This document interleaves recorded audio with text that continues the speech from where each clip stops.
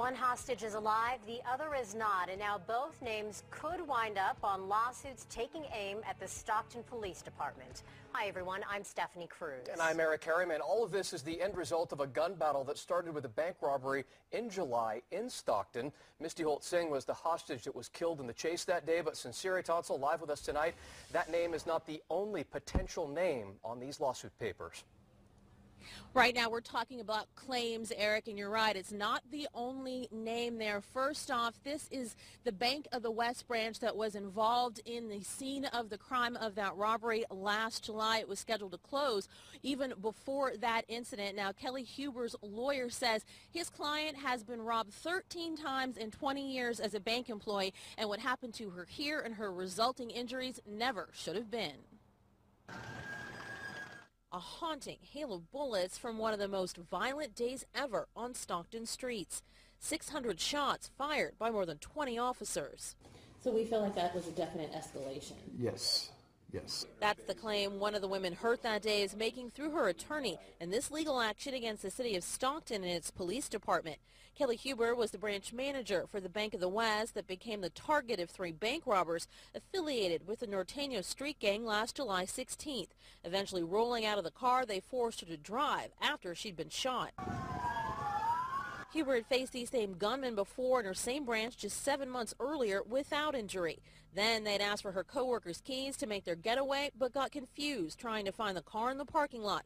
To avoid that in July, her lawyer says the 45-year-old complied with the robbers and walked outside the bank to point out her car.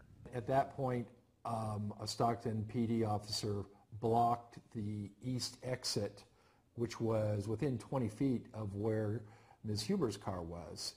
And he pulled out his gun. Michael Dyer says the heist could have ended without hostage taking and the brutal death of hostage turned human shield Misty Holt-Singh.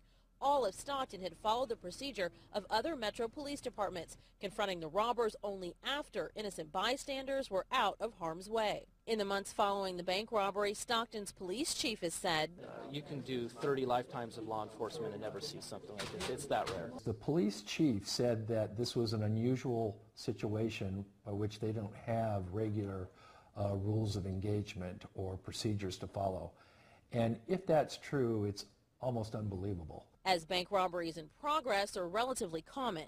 Since this devastating day that now has put surviving robber Jaime Ramos behind bars, Kelly Huber's had to get used to life in a wheelchair, then on a walker, now on a cane. She will always walk with a limp. So what lesson do you want Stockton PD, the city, other police departments to take away from the fact that we've now come to the point of suit? Lessen the chance of injury and risk to the public. The city of Stockton and the police department have 90 days to accept or reject a claim for at least $500,000 if they reject. Huber's attorney says they do plan to sue. The city and the police department not commenting about this tonight. And Sincere, that's not all that's going into this at this point. We know that the family of the bank customer who was killed that same day has been talking with police over the last couple of weeks. So at this point, do we have any idea if Kelly Huber has been on any of those conversations?